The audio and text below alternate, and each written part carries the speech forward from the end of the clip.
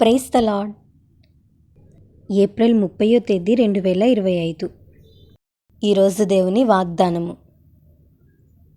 జ్ఞానవంతురాలు తన ఇల్లు కట్టును, మూఢురాలు తన చేతులతో తన ఇల్లు ఊడబెరుకును. సామెతల గ్రంథము 14వ అధ్యాయం 1వ వచనం.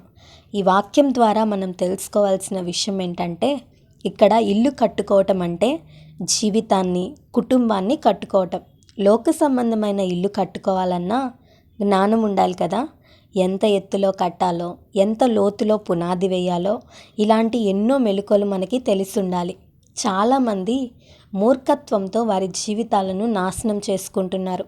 జ్ఞానం సంపాదించుకోకుండా మూర్ఖత్వం పెంచుకొని కుటుంబాలను పతనం చేసుకుంటున్నారు.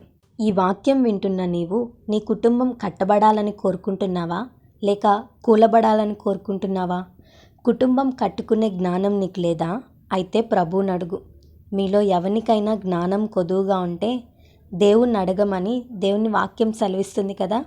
నీవు అడిగినప్పుడు దేవుడు తప్పక దయచేస్తాడు. నీ జీవితాన్ని కట్టుకునే జ్ఞానం, నీ కుటుంబాన్ని కట్టుకునే జ్ఞానం దేవుడిస్తాడు. బైబిల్లో ఎంతోమంది జ్ఞానం కలిగి వారి జీవితాలను కట్టుకున్నారు. వారితో ఉన్న వారి జీవితాలను కట్టారు. పడిపోతున్న వారిని లేవనెత్తారు. నీకున్న డబ్బుతో, పలుకుబడితో నీ జీవితాన్ని కట్టుకోలేవు. కేవలం దైవికమైన జ్ఞానముతోనే నీ జీవితాన్ని కట్టుకోగలవు. మూర్ఖత్వాన్ని, అహంకారాన్ని ప్రదర్శించి ఏమీ సాధించలేవు. సాధించకపోగా నీ చేతులారా నీ జీవితాన్ని పడగొట్టుకుంటావు. కాబట్టి జ్ఞానము కలిగి కుటుంబాన్ని కట్టుకుందాం. అట్టి కృప దేవుడు మనందరికీ దయచేయునుగాక. ఆమేన్.